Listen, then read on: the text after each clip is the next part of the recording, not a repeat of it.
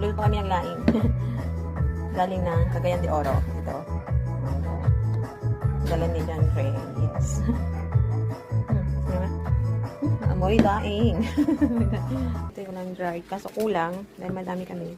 Kumuha pa sila na fresh. Pantagdag lang. Yan.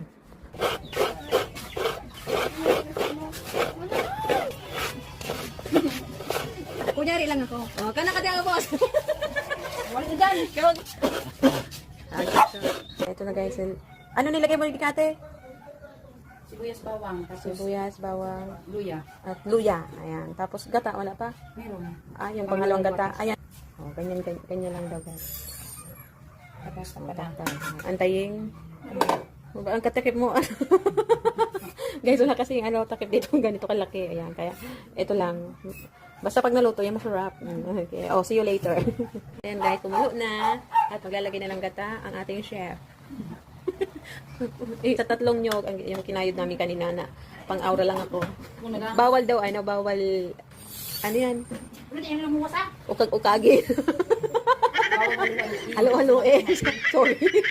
My Tagalog is broken. Bawal halo-haluin para di daw kumatik. Yun lang natin kumulo na.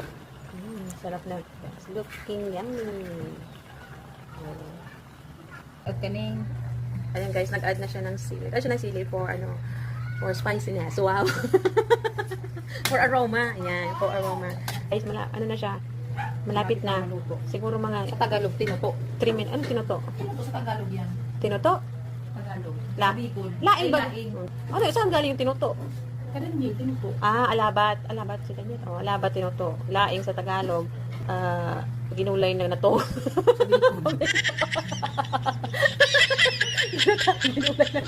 Ginutaang na tong yun.